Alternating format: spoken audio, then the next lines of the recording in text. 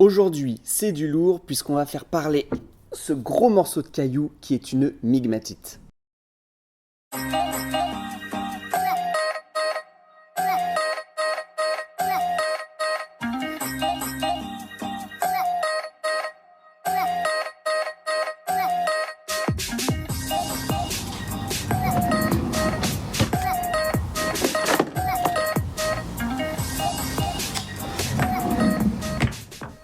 Le nom migmatite vient du grec migma, qui signifie mélange.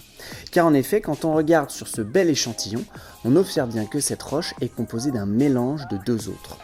Une première composée de bandes claires et sombres, et une seconde partie aux teintes beaucoup plus claires. Dans les deux cas, les minéraux visibles à l'œil nu sont jointifs, caractéristiques d'une texture grenue. Alors, cette alternance de lis blanc et clair devrait vous rappeler quelque chose.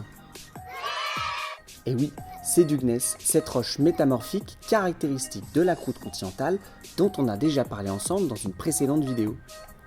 Elle est au contact d'une roche plus claire, elle aussi composée de quartz, de feldspath et de mica. Et là aussi, ça devrait te faire tiquer, puisque cette seconde partie est en fait un granit, la roche magmatique plutonique de la croûte continentale. Ok, mais jusque-là, on n'a pas encore expliqué comment se formaient les migmatites.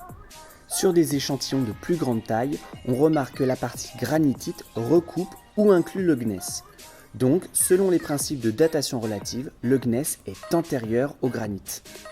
La migmatite résulte en fait d'un gneiss qui, à la suite d'une augmentation de la pression et de la température, a dépassé le solidus et a subi une fusion partielle, donnant ainsi un magma qui a refroidi très lentement en profondeur, ce qui explique la texture grenue et la formation du granit. Ce granit est appelé granit d'Anatexie puisqu'il est issu de la fusion partielle de la croûte continentale.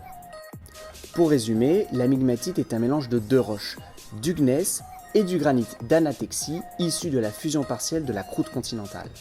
Les migmatites sont donc les témoins de l'épaississement de la croûte continentale qui forme une racine crustale, le tout en contexte de collision.